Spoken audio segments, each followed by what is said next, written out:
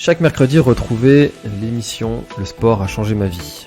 Dans cette émission, vous allez retrouver des histoires inspirantes, passionnantes, de personnes qui se sont servies du sport pour changer leur vie, suite à un drame familial, une maladie, un problème professionnel, bref, ce que nous on a appelé un obstacle de vie. Des histoires inspirantes, passionnantes, qui vous rappelleront sûrement des histoires personnelles ou des histoires qui vous rappelleront ce qu'a vécu un membre de votre famille ou des amis. Ils nous partagent en toute humilité, en toute bienveillance et en toute inspiration leur histoire. Merci à eux et bonne écoute. Alors aujourd'hui, épisode un petit peu spécial. J'ai pas un seul invité, j'en ai deux. C'est un duo, Benoît et Julien. Comment allez-vous ? Bien, merci. Bien, ça va, merci. Génial. Bon alors, on va pouvoir partager toute votre histoire durant tout cet épisode qui est vraiment hyper inspirante, qui fait rêver, j'imagine, plein de gens. On en discutera tout à l'heure. Mais avant de raconter vos exploits sportifs, est-ce que vous pouvez vous présenter ? Chacun votre tour. Je t'en prie. Moi, je m'appelle Julien Brunier, j'ai 30 ans. Je suis tétraplégique depuis ma naissance, classé dans l'infirmité motrice cérébrale dû à une grosse prématurité. Et voilà. Et comme je vais vous l'expliquer aujourd'hui, le sport, c'est toute ma vie parce que grâce au sport, j'ai pu réaliser mon projet de vie. Aujourd'hui, je suis en appartement depuis 5 ans. Voilà, j'ai rencontré des belles personnes. Voilà, quoi, donc voilà. Super. Alors, juste pour bien comprendre, tu dis que tu étais prématuré. Tu es né à combien du terme ? C'est ça. En fait, c'était une grossesse gémellaire. Mon D'accord. frère jumeau et moi, on est né à 6 mois. Et mon frère il est décédé un mois après la naissance. D'accord. Ouais. Et du coup, tu as dû surmonter, j'imagine, tout un tas d'épreuves. Et tes parents aussi, suite à cette naissance prématurée. Et du coup, maintenant, tu es toujours chez tes parents. Tu es comment ? Ah non, maintenant, je suis en appartement depuis 5 ans. D'accord. Quand j'étais gamin, je suis allé à l'école jusqu'en CM2, à l'école normale, même si j'aime pas ce mot, jusqu'à l'âge de 12 ans. Après, à 12 ans, je me suis retrouvé ensemble parce qu'il n'y avait plus de financement pour financer des auxiliaires de vie scolaire. Et après, à l'âge de 20 ans, je me suis retrouvé en foyer de vie, donc pour adultes. Et je suis resté 4 ans et j'en avais marre là-bas et j'ai tout fait pour aller vivre en appartement à la un peu intouchable, sans parler du château, mais en ayant 6 personnes qui se relayent 7 jours sur 7. 24 D'accord. heures. Donc là, tu as quotidiennement des personnes qui viennent et qui t'aident dans ton quotidien pour un petit peu tout faire, quoi. C'est ça. D'accord. Et donc, tu as rencontré Benoît. Et donc, Benoît, qu'est-ce que tu peux te présenter, s'il te plaît ? Eh bien, moi, c'est Benoît Mouveau. J'ai 32 ans. Dans la vie, je suis pompier professionnel à Lyon.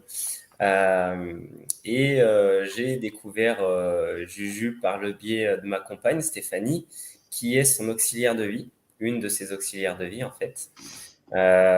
Donc, pour moi, le sport, c'était une partie, on va dire, une partie de ma vie, une grosse partie de ma vie, sans avoir des résultats de haut niveau. J'étais un peu touche à tout, on va dire, que ce soit dans les sports de fond comme la course à pied, le VTT, beaucoup quand j'étais jeune, ou la natation. Euh, et, euh, et en fait, le fait d'avoir connu Juju et sa première expérience à Ironman, on en reparlera tout à l'heure, a fait que voilà, on a voulu se lancer un petit défi tous les deux. Donc voilà, dans ma vie de tous les jours, j'ai mon boulot, j'ai ma famille et je fais un petit peu de sport à côté. Je faisais un petit peu de sport à côté, du moins. Et du coup, donc tu l'as dit un petit peu, On a parlé, on a entendu le mot Ironman. Toi, le triathlon, c'était un objectif avant de rencontrer Julien ou pas du Alors, tout? pas du tout. En fait, avant que je connaisse Julien, j'étais absolument pas tourné vers le triathlon. Beaucoup de, je voulais m'orienter vers les courses d'obstacles ou l'ultra trail, en fait. Et suite à une blessure, donc j'ai fait une rupture des ligaments croisés en 2017 sur une course d'obstacles. J'ai pris le temps de revenir et après ça, je me suis dit, bah, c'est ça que je veux faire, quoi. De l'ultra trail et de la course d'obstacles. Donc, je voulais intensifier un petit peu les compétitions et du coup les entraînements qui vont avec. Et en fait, en 2019, c'est l'année où j'ai connu Juju. Bah, il m'a présenté le triathlon. C'est une épreuve que je connaissais pas auparavant au lycée. J'avais un prof avec lequel j'avais goûté le triathlon. Donc j'en ai fait, j'ai fait des petits formats, hein, du XS, du S au lycée, et c'est tout. C'est tout. Donc en fait, je me suis remis à cette épreuve, donc course à pied, vélo de route. Je n'avais jamais fait jusque-là, et natation. Voilà. Ça a été quoi le plus dur? La natation, j'imagine? Non? Euh, Honnêtement, non, pas forcément. Je pense que le plus dur là a été le vélo. Parce que je n'avais jamais roulé sur un vélo de route en cyclo-sportif en fait. Donc la première chose, c'était la confiance en soi, de savoir où j'en étais par rapport aux autres. Parce que quand j'ai débuté, soit je roulais avec Juju, donc on était à deux, et c'est vrai que la configuration est quand même bien différente à deux que tout seul. Sinon, je partais tout seul en vélo pour faire mes premiers tours de roue, on va dire. Donc voilà, la confiance en soi en vélo de route a été plus dure. La natation et la course à pied, ma foi, ça a été. Ça a été, ouais. Et alors du coup, toi, Julien, tu avais parlé donc à la femme de Benoît, qui est ton auxiliaire de vie, tu lui avais parlé de ton envie de défi sportif. Et comment est-ce que tu lui avais présenté ça pour qu'elle réussisse à Bah, convaincre Benoît après de t'accompagner? La droguer. non, ouais, je l'ai drogué un peu, ça c'est. Non, en fait, moi, pour ma petite histoire, je viens pas du tout du milieu du triathlon non plus. Je viens du milieu du ski fauteuil. Je suis multiple recordman du monde de KL en ski D'accord. français avec Eric Barone, je sais pas si tu connais. Non, je connais pas du tout ce milieu du ski. C'est un vététiste de l'extrême, il est à plus de 227 km/h sur un vélo. D'accord. Nous, avec le fauteuil, on est à 155 ans. Le dernier record, il date d'il y a 3-4 ans. 155 km/h avec un fauteuil. Ouais, ouais, Ah ouais, ça doit envoyer un petit peu.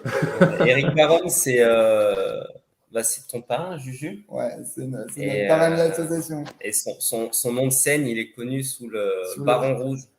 Ah, si, ça me parle ça. Voilà, Ouais. c'est un gars qui a fait du VTT descente à très haut niveau et qui s'est lancé plusieurs records du monde descente en kilomètres lancés. Notamment, la grosse image de lui qu'on a, c'est sur le volcan où son vélo, le cadre, casse en deux en pleine descente en fait. Hmm. Euh, donc voilà, suite à ça, il a mis quand même 10 ans à remonter sur un vélo. Et puis derrière, il y a Juju qui l'a vu faire ses folies et qui a voulu faire pareil. Et puis, j'ai dit, je dis, pourquoi pas moi? Moi, je connais du matériel qui existe. Il me dit, mais ça va pas la tête, tu peux pas, tu peux bouger juste la tête. Je lui dis, bah, justement, moi, je t'emmène demain en station. Je voulais présenter le matériel. Et il me dit, bah, ça c'était en 2013. Il me dit, bah, en 2012, pardon, il me dit, bah, en 2013, on fait une première mondiale. Et du coup, on est allé voir Tessier, le leader mondial de fabrication du ski, qui avait jamais vu ça, qui voulait pas entendre parler du kilomètre lancé, parce que c'était du matériel de loisir, du matériel de touriste, entre guillemets. Et nous, on a tout habillé, on a tout caréné, on a réalisé plein de premières mondiales au niveau aérodynamique. Et le bordel, il a tenu. Je sais pas. C'est excellent. Mais alors, j'ai plusieurs questions du coup qui arrivent là dans ma tête en même temps. Quelles compétences tu as, toi, Julien, en développement de produits pour les avoir aidés dans ce développement de ce fauteuil qui t'a aidé à faire ce record? Bah, quelles compétences en développement de modèle, moi, je voulais un bon maintien de tête. Je voulais avec Eric, vu qu'il a de l'expérience au niveau aérodynamique, en fait, tout autour d'Eric et moi, on avait toute une équipe d'ingénieurs, en fait. Donc, Hmm. soufflerie, carénage, tout ça. Point de vue des suspensions, on avait des mécaniciens qui nous disaient on veut telle suspension, tout ça. Donc, en fait, ils nous ont donné en fait, Eric, on a fait pareil que sur le vélo. En fait, Eric, il part sur un projet de vélo de série, donc vendu dans le commerce, et il le transforme après. Ben, nous, on a fait la même chose sur le fauteuil. Donc tu On leur as a- dit, vous êtes parti de nous, il nous faut ça, on a besoin de telle caractéristique, et derrière il y avait toute une équipe qui a voilà, créé votre produit sur mesure. c'est ça, ouais. Alors, Ok, il y a génial. Eric, il a l'expérience du développement du matériel. Et Juju, lui, de son côté, c'est un peu la princesse au petit pois. Il a une sensibilité énorme.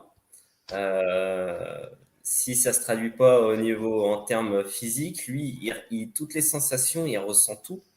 La moindre secousse, Hein. le moindre pli, ou au niveau suspension, on en parlait, aérodynamisme. Et en fait, il a ces remontées comme ça qui fait que bah, ça faisait avancer les choses plutôt dans le bon sens, en fait, parce qu'il ressent vraiment bien les choses. C'est En ça. gros, l'exemple qu'on pourrait donner, un copilote de rallye, il ne vaut pas la route parce que le siège il est plus bas pour se concentrer sur ses notes.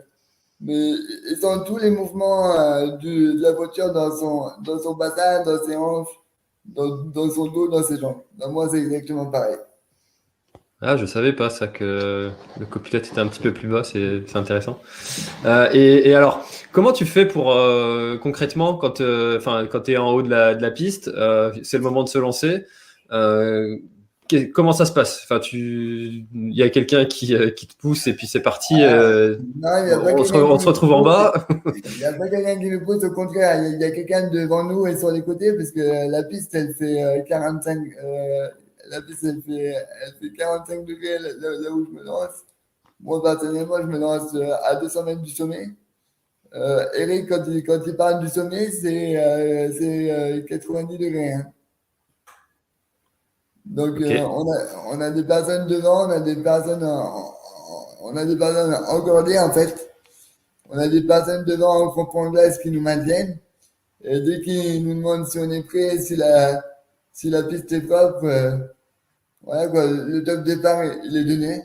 Avec Eric, on fonctionne beaucoup par des techniques de sophrologie pour se lancer là-dedans mentalement, en fait. Comme un d'accord. peu dans tous les sports, parce que même dans l'Ironman, on en parlera après, mais tu te lances pas comme ça, même pour moi qui n'a pas la même préparation physique que Benoît, tu te lances pas dans un projet de 3 km 8 de natation et 180 bornes de vélo et un marathon derrière, hein. Parce que après, ça fait mal au cul si on n'est pas préparé. Ah, ça, je veux bien te croire. Et alors, du coup, une fois que tu es lancé avec ton fauteuil dans la piste, Oui. pour te diriger, s'il y a besoin de corriger droite, gauche, se freiner, etc., comment ça se passe? Alors, pour me diriger, là, en dual ski, j'ai vraiment mon rôle de pilotage avec Eric. C'est-à-dire que si lui se met en aéro derrière et qu'il ne voit pas la route et que le feu de ski dévie de trajectoire, moi, avec mon bassin et mon dos et ma tête, je peux changer la trajectoire en fait. Je suis comme un passager en moto. Donc, Ah oui, d'accord. faut qu'on soit bien synchro parce que si on fait une erreur de trajectoire, le bordel, il part en nous. Ah oui. Donc, conclusion, vous êtes pompiers tous les deux, vous ramassez les morceaux, quoi. En gros. Je vois que tu t'ironises quand même pas mal le truc. Mais c'est vrai que, enfin, qu'est-ce qui te fait faire ces sports, enfin ce sport, parce que l'Ironman, on peut pas vraiment considérer ça comme un sport risqué, mais ça, La descente comme ça, il y a du risque. Crois-moi, c'est risqué. Dans les descentes. Dans les descentes, Ah c'est oui, très en vélo. risqué. Et pour mon expérience de 2018, 45 degrés à Londres en pleine montée, il y avait plus d'eau à ravitaillement. Si, on a pris beaucoup de risques en 2018. Et en vélo, tu prends beaucoup de risques aussi. Et alors, du coup, qu'est-ce qui te donne l'envie de prendre ces risques? L'envie, mon corps, il a eu, les médecins et kinés m'ont toujours donné des limites. Moi, c'est un peu, moi, c'est un peu comme ça. Moi, j'aime bien que plus tu me dis c'est pas possible, je vais peut-être mettre 10 ans à te prouver que c'est possible, mais au moins, je vais te prouver que c'est possible. Moi, c'est la motivation de me dire c'est pas possible. Bah, si, c'est possible, la preuve. Sinon, on serait pas avec toi aujourd'hui. Ah, c'est sûr qu'il y a vraiment beaucoup d'histoires comme ça, enfin beaucoup, pas assez à mon avis, mais où les médecins disaient tu marcheras jamais, tu courras jamais, et puis qu'il y a finalement les gens se sont servis de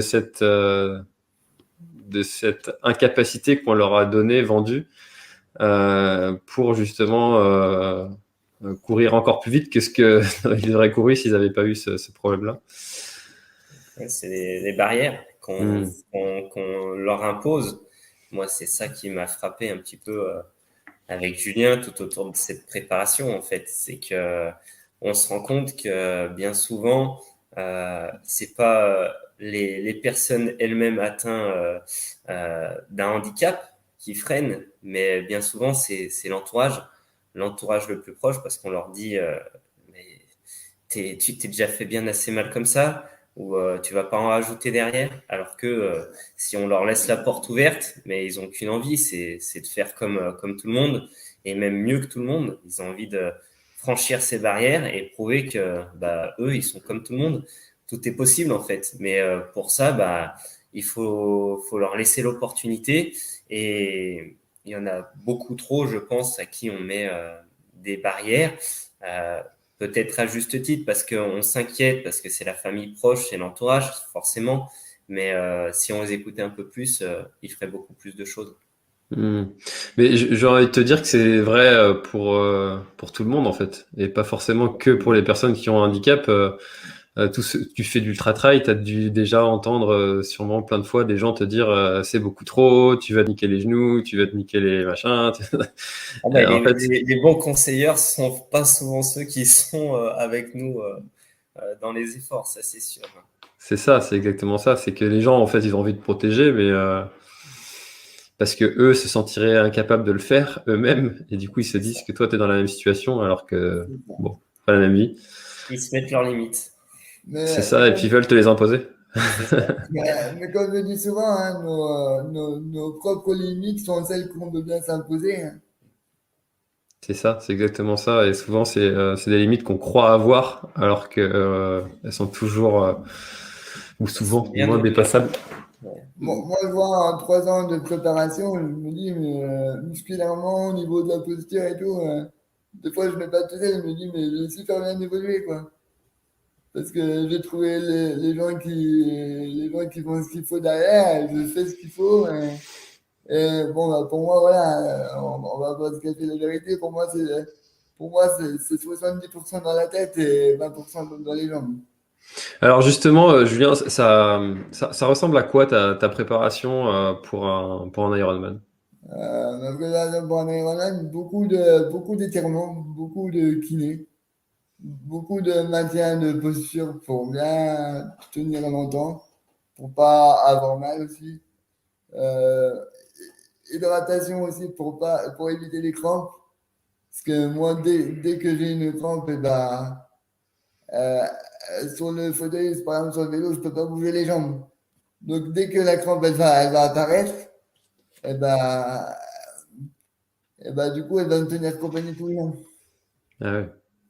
Donc du Et coup, alors, comment elle vient la crampe? Parce que, enfin, une crampe, c'est suite à souvent un effort musculaire. Quel est toi ton effort musculaire? et ben, de tenir assis pendant 8 heures sur le vélo, par exemple. Ça, pour moi, c'est un effort musculaire. D'accord.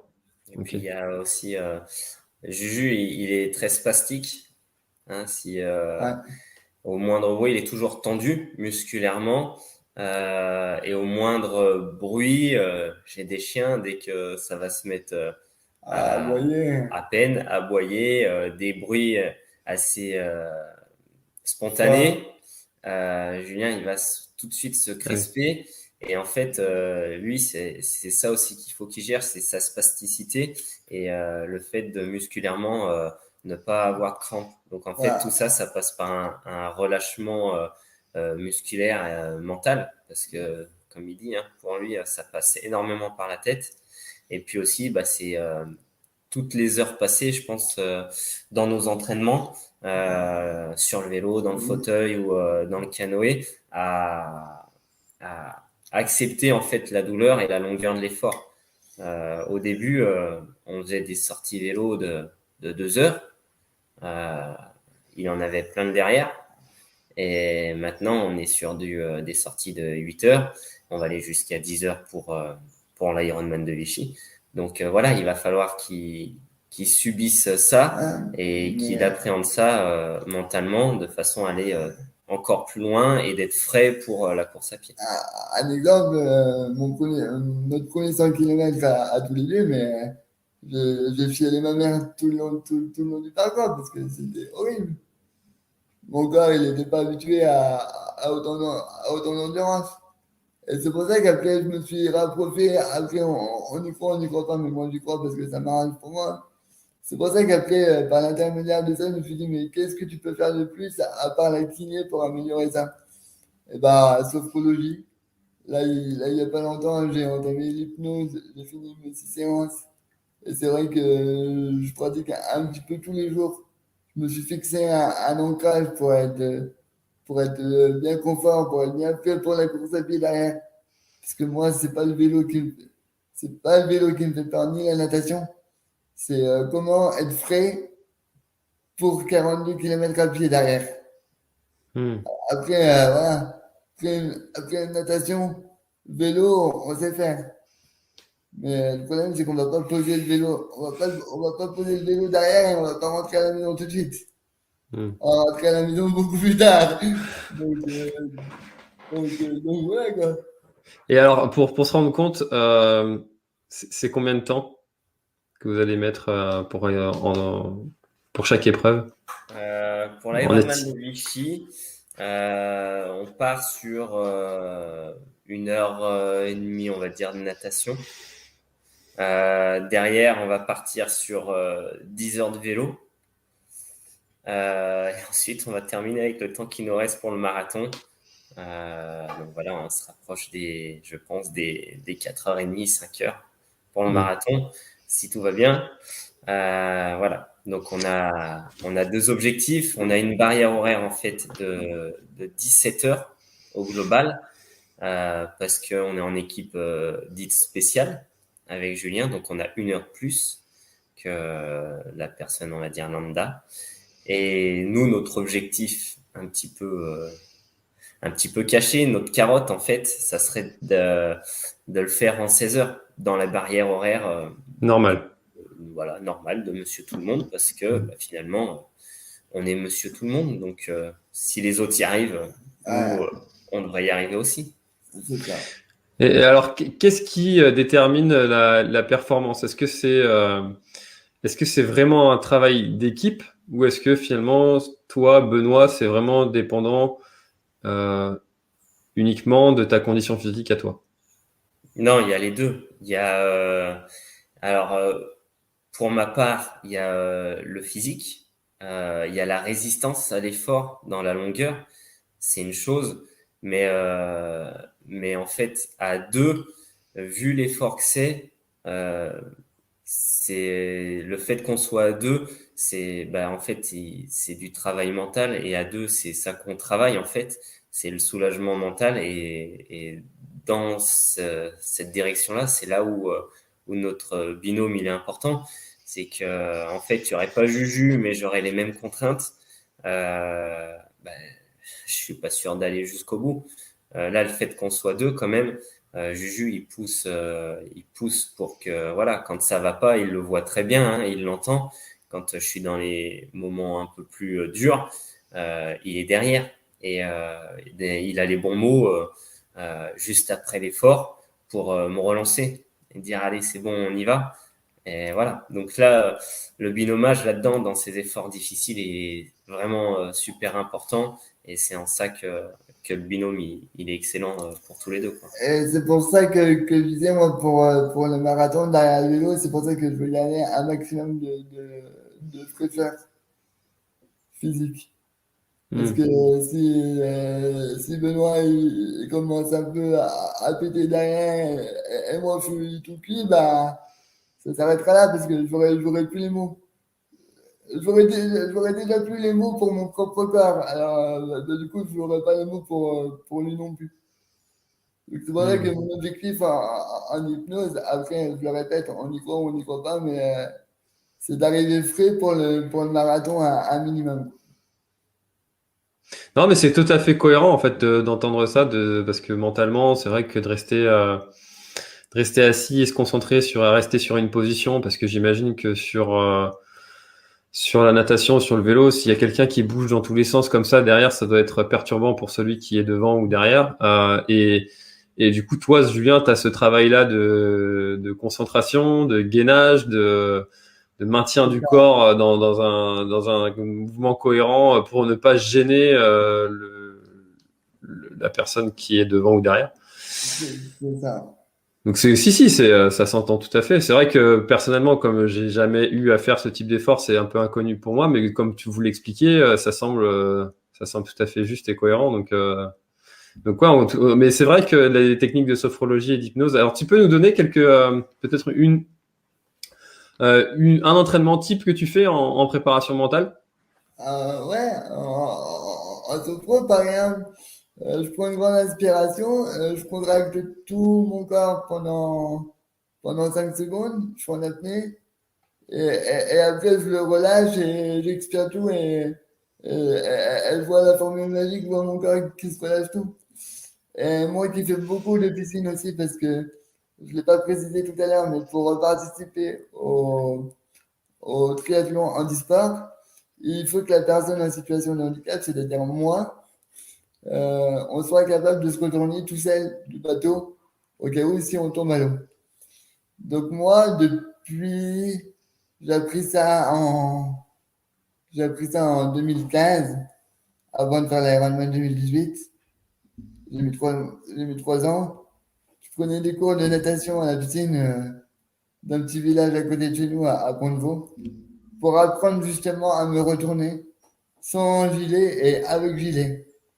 C'est-à-dire, j'avais la tête sous l'eau et mon but c'était de me retourner sur le dos. Donc ça, maintenant, c'est acquis. C'est devenu un... J'ai arrêté parce que c'est devenu inné. C'est devenu naturel, en fait.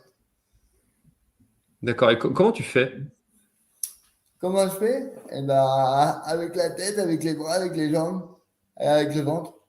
En fait, ça se voit pas comme ça, mais mon corps, il est différent dans l'eau. D'accord. Ouais, c'est intéressant ça. C'est souvent C'est ce la, que c'est la liberté. ouais, il y a un espèce de relâchement qui se fait dans l'eau ou C'est ça, et puis il y a une espèce il y a une espèce aussi moi j'appelle ça de la musculation, l'impression de pouvoir muscler mon corps tout seul, mais quand je lui demande, pas quand il veut, vraiment quand je lui demande. Hmm, d'accord. Et Juju, il a alors, un très très bon gainage des abdos, Juju. Ça, c'est son ouais, sport à côté. Ouais, ça c'est ce qui maintient.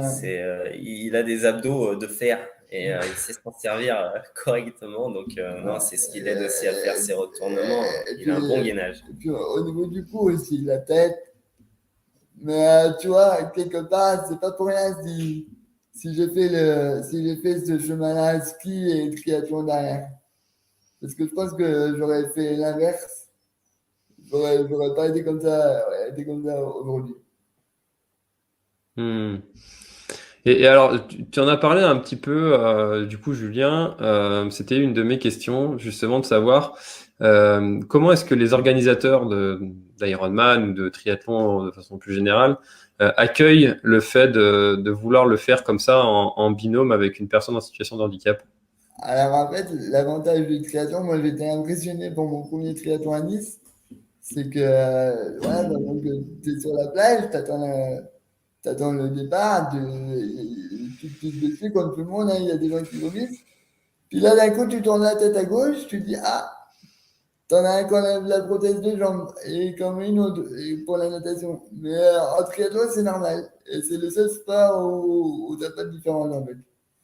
En fait, t'as signé pour en fier, bah, handicapé ou pas, t'as signé. Donc tu vas en fier, et voilà. Ouais, les organisateurs sont vraiment bienveillants là-dessus. Euh, Ils nous accordent une place, pas forcément une place d'honneur, parce que, comme l'a dit Juju, en fait, ils nous handicap ou pas handicap sur un triathlon grand format. Tout le monde a signé pour la même chose. Donc, en fait, tout le monde part en même temps. Alors, ils sont bienveillants, ils nous demandent quand même ce qu'on veut, ils sont derrière. Mais voilà, c'est de la bienveillance à dire, voilà, on est là pour vous, mais en même temps, on vous mettra avec tout le monde parce que vous êtes à niveau égal de tout le monde, en fait. Et comme il dit Julien, beaucoup de handicaps sur les triathlons, que ce soit des membres amputés, que ce soit des handicaps un peu plus physiques ou un peu plus neuro. On se rend compte il y en a quand même beaucoup. Et voilà. Alors, un peu moins de binômes comme nous, c'est vrai. Mais on retrouve des binômes, souvent des personnes paraplégiques, voilà, qui ont envie de se donner aussi, parce que sur le vélo, ils ont des systèmes adaptés où ils peuvent pédaler. Euh, donc voilà, tout le monde a sa place pour participer à ce challenge et il laisse notre place dans cet effort. Donc ça, c'est plutôt cool. On ne se voit pas refuser des inscriptions sur des triathlons à cause du handicap. Non, non. Non. Toujours, ils nous disent bien sûr, pas de souci. Sur d'autres compétitions, par contre, tu as des refus. Non, parce que non, c'est trop chiant, ou non, parce que c'est pas accessible. Alors que ça l'est, hein. Le plus souvent, ça l'est accessible. C'est juste que les organisateurs, ils ont pas envie de se faire fier avec ça, des fois, et en triathlon, ça passe. Mais tu vois, pour ma propre expérience en 2018, je vais avoir quelqu'un qui va me parler sur un paddle, comment je vais être sur le bateau, comment je vais être en train de nager, pour me demander si ça va, puisque avec moi, la natation, c'est la seule discipline où lui et moi, on ne peut pas communiquer.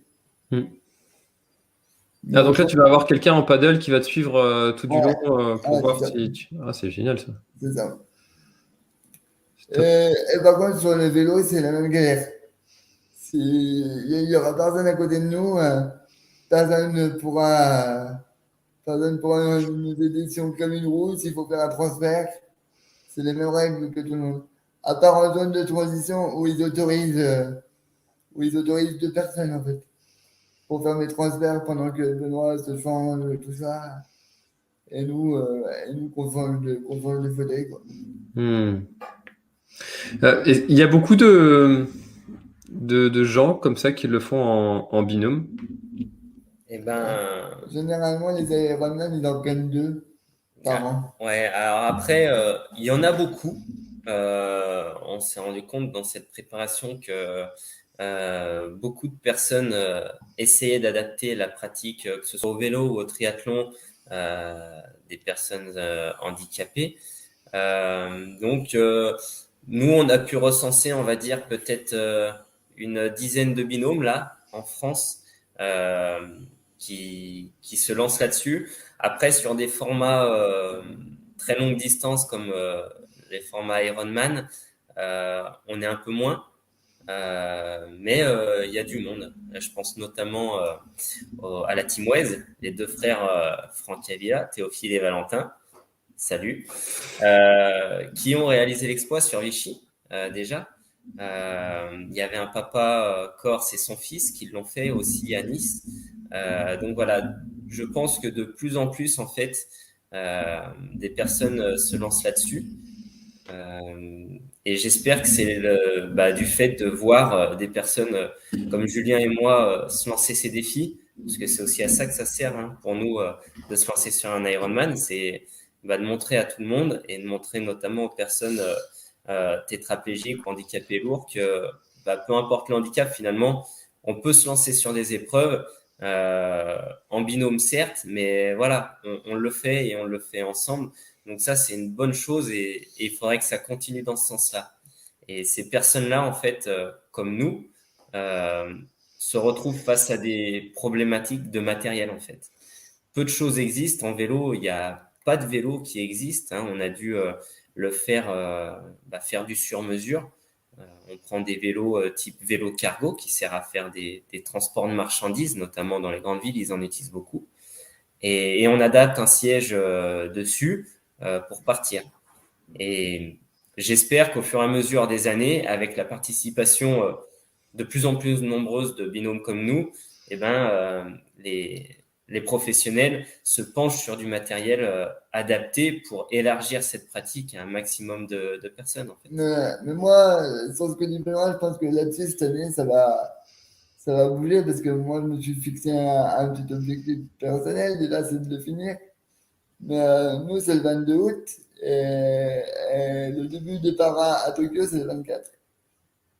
Donc moi, ce que je veux, c'est, même si je fais pas partie de la fédération française, c'est au moins, même si c'est juste honorifique ou anecdotique, attends-le comme tu veux. Mais pour moi, c'est important d'aller chercher ce fameux t-shirt noir en tant que personne handicapée, sportive, et 2 jours avant les paras, quoi. Ça sera nos JO. C'est encore plus grisant, quoi. Et est-ce que finalement, le problème, enfin, si c'est pas un problème, si on peut appeler ça un problème, mais est-ce qu'il y a plus de Julien qui veulent faire ce type d'effort-là et pas assez de Benoît pour les accompagner, ou est-ce que c'est l'inverse? Ça va dans les deux sens. Il faut trouver le bon Julien qui aille avec le bon Benoît, je pense. Là, je sais pas si Julien pourra confirmer, mais la préparation que je lui ai imposée, je pense, pendant 2 ans, parce que c'était clairement ça. Je me suis lancé avec lui. On en a discuté, on a été très clair. Je lui ai dit, écoute, les entraînements, ça sera pas moi de mon côté. Et puis toi, de temps en temps, non. C'est quand je suis sur le vélo, lui, il est avec moi sur le vélo. Quand je vais nager, il est avec moi dans le canoë. Et pour courir, c'est pareil. Donc, je lui ai demandé énormément de temps, énormément de sacrifices aussi, que ce soit pour lui ou pour moi. Et c'est pas facile tous les jours. Et il faut se rendre compte de l'importance que c'est des sacrifices qu'on peut faire en termes de temps, en termes d'à côté, de famille, une préparation comme ça.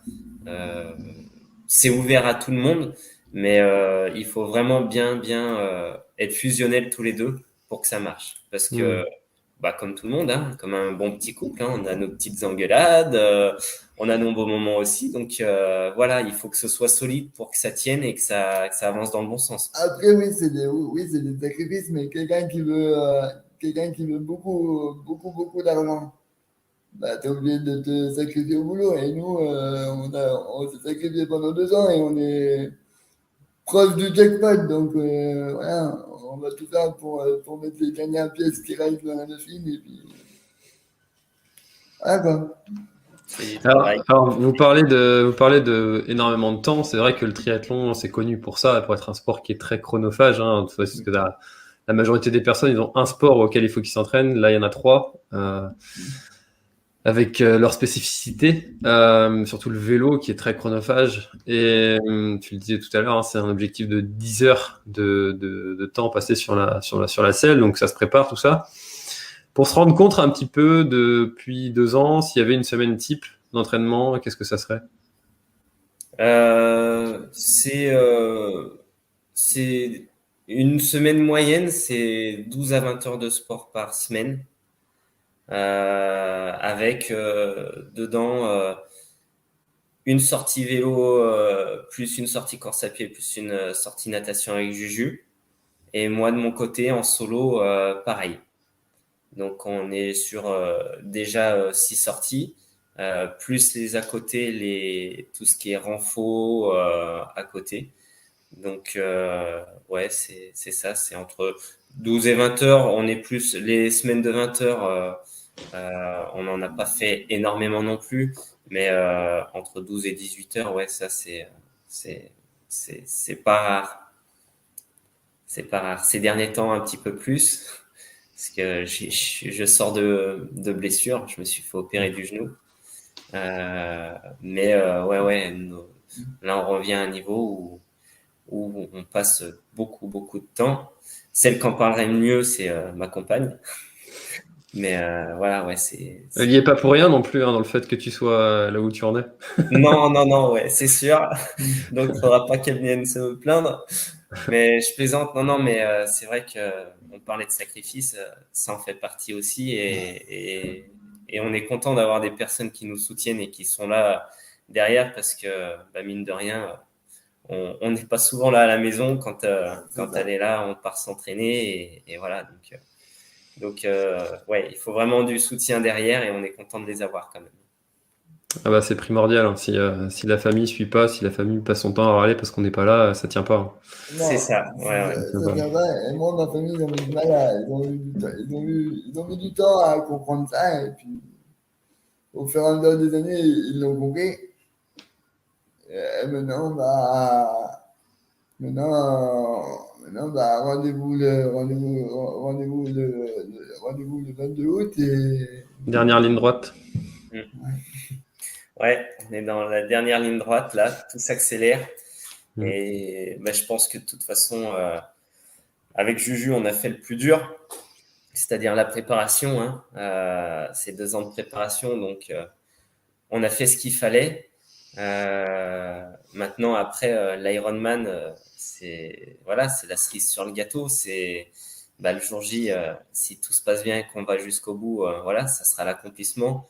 Mais dans tous les cas, pas de regret, parce que tout ce qu'on a accompli là depuis 2 ans, c'est ça qui comptait, c'est ça qui a fait aujourd'hui notre force, et donc il n'y aurait pas de regret, même si jamais ça n'allait pas jusqu'au bout. C'est voilà, je pense qu'on peut déjà d'ores et déjà être fier de toute de façon, tout ce tout qu'on ce a qu'on a fait. fait, ça n'a pas servi à rien et ça servira encore dans le temps. Ça va servir pour d'autres sports derrière. Ok, et justement, quels sont les autres sports qui t'intéressent, Julien? Bah, moi, je vois pas très bien dans mon domaine de prédilection.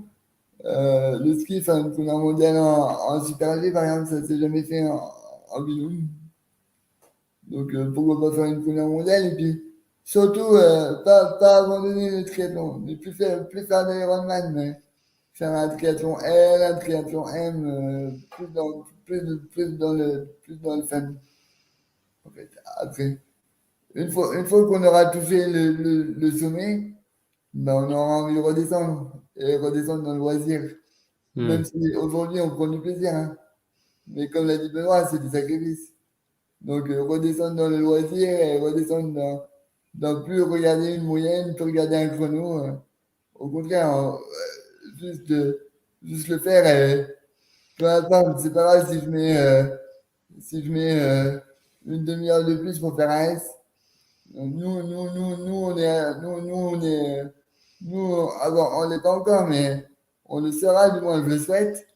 Ouais, bah, on sera Ironman, donc après, sur des petites courses de loisirs, bah, ça ne nous touchera pas, en fait, puisqu'on aura touché le Graal.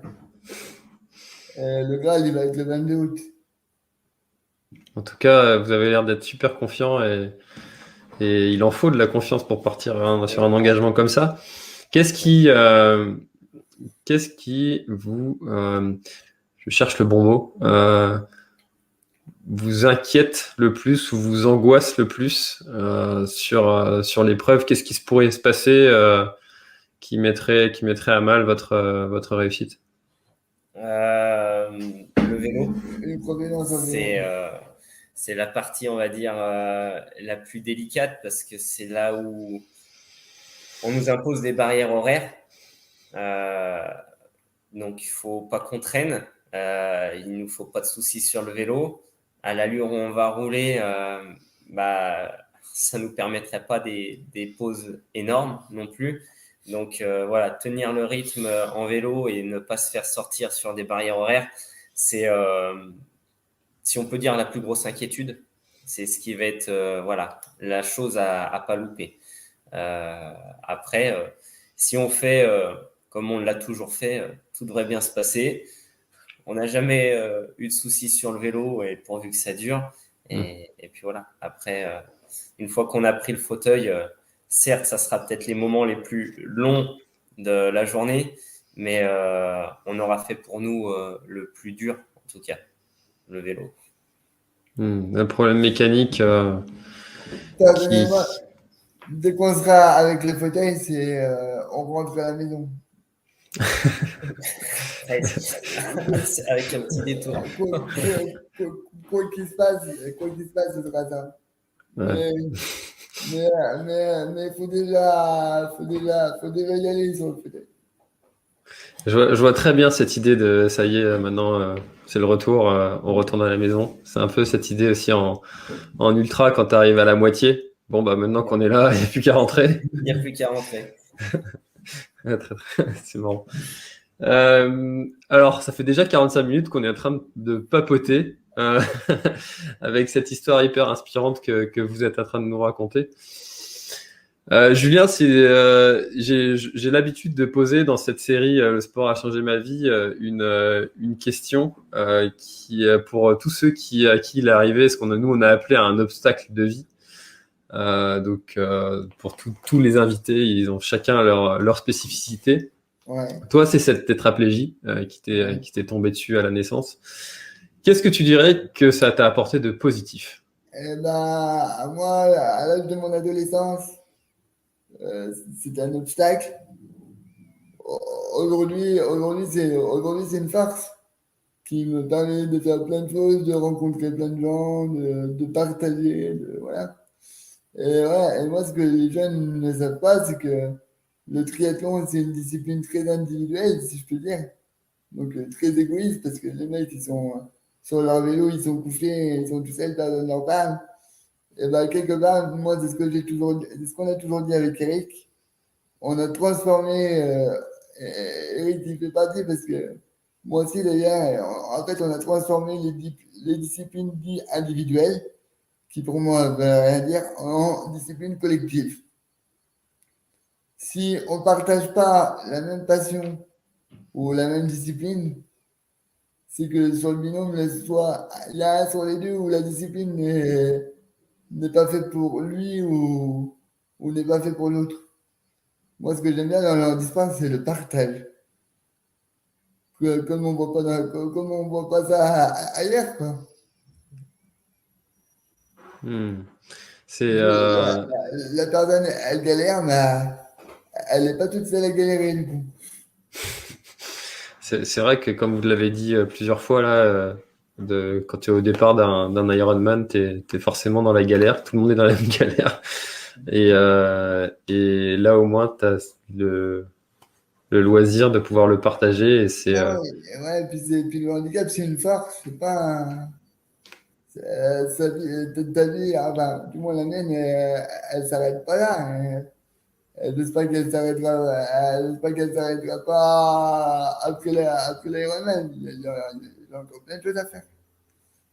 Et autre que dans le sport, plein de projets dans la tête. Après, est-ce qu'ils vont se réaliser ou pas, mais voilà. Tu peux nous en parler de ces projets? En tout cas, tous mes futurs projets, je les mettrai en place. Bah, moi, moi, j'ai une formation en préparation mentale du sport. Donc, je suis en relation avec le DGS de l'Olympique Lyonnais depuis 1 an et demi. Et j'aimerais bien rentrer dans le staff en tant que préparateur mental. Parce que aucun club de Ligue 1 n'a encore une préparation mentale. Là, il y a Teddy Riner qui est en train de faire bouger les choses.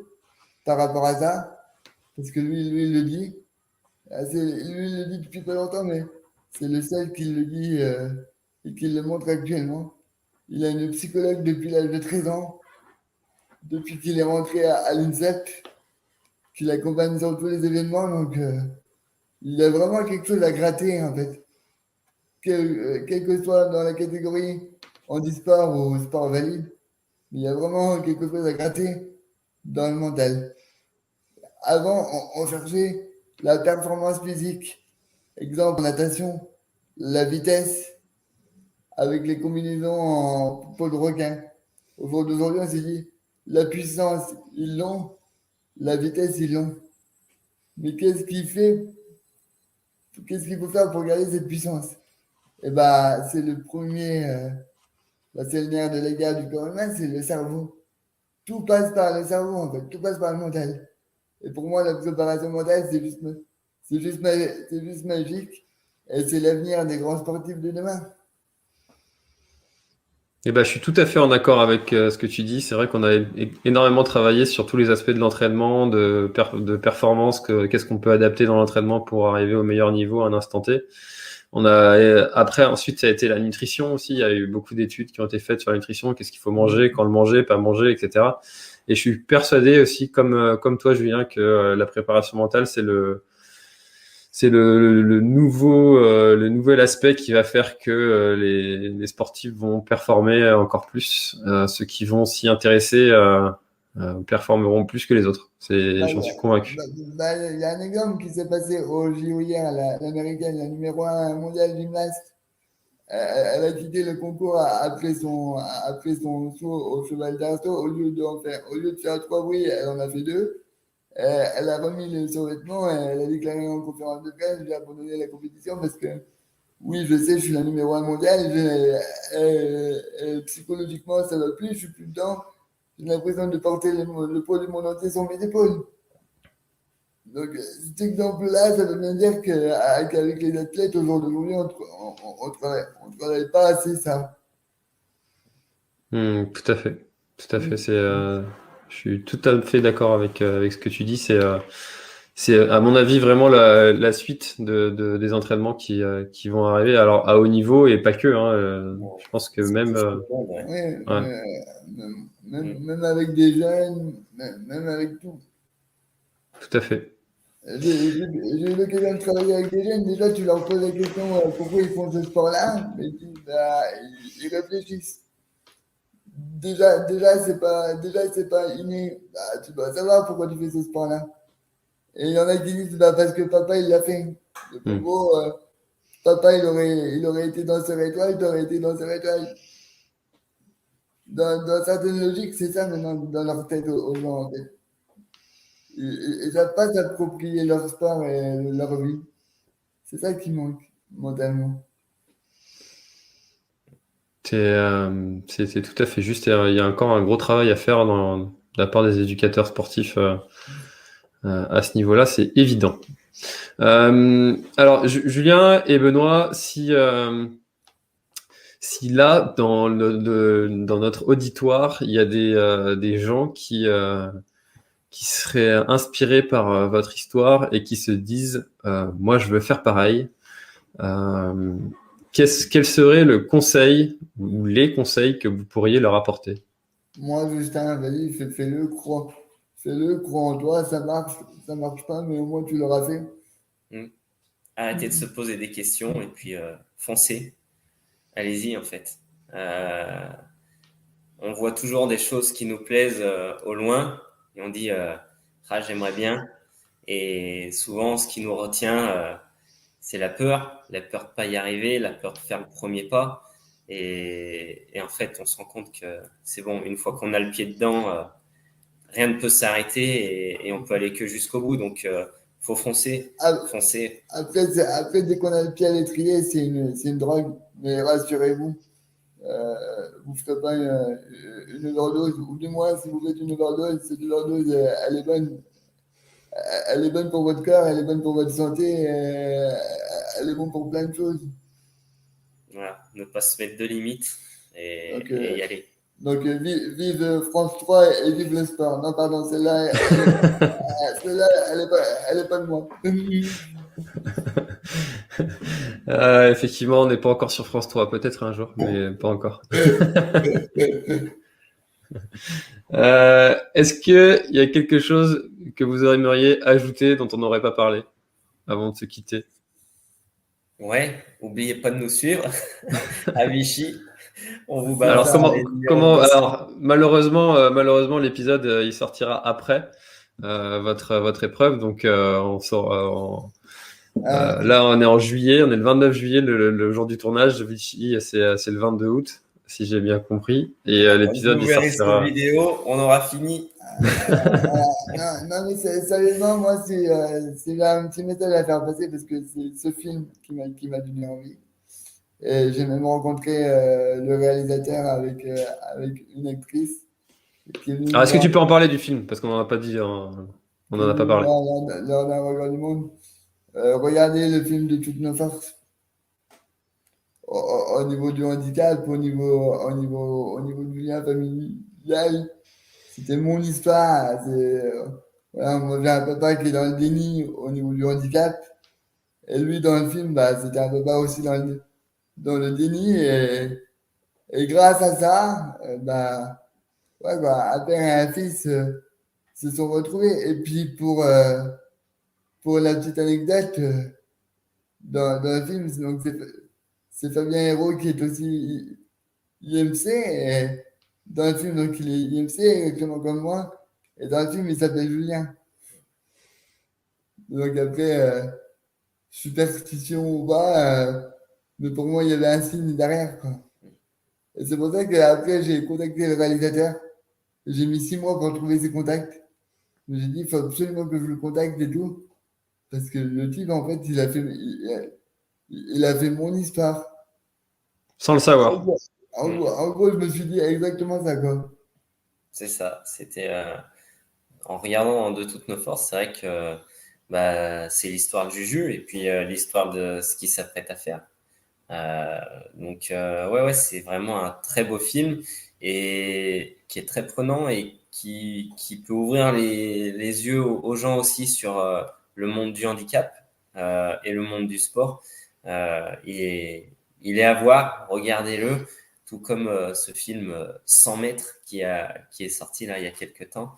Il est magnifique aussi. Donc voilà, on en voit de plus en plus ces films-là où on lit le handicap et le sport, finalement le dépassement de soi, et c'est très très prenant. Donc pour ceux qui comprendraient pas quel est l'effort de Julien et quelle est sa motivation à faire un Ironman, ce film il explique très bien. Voilà, voilà, je sais plus le nom de la personne, mais vu qu'on est dans le trail, vu qu'on est dans le sport, a changé ma vie. Il y a une personne qui a 55 ans, qui est passée sur tout le sport il y a pas longtemps, qui a la maladie de Parkinson, donc qui était plus capable de se faire à manger, qui prenait je sais pas combien de médocs par jour. Et quand il faisait du trail, bah, il avait plus aucun tremblement. Et, elle tombait tout le temps et il se relevait. Même son gamin derrière lui disait, mais papa, faut que t'arrêtes, tu vas te faire trop mal et tout. Bah non, non. Tant que je pourrais me relever, j'arrêterai pas, quoi. J'ai effectivement entendu parler de cette personne et je crois qu'on a prévu un enregistrement avec elle. Bah, super. Ouais.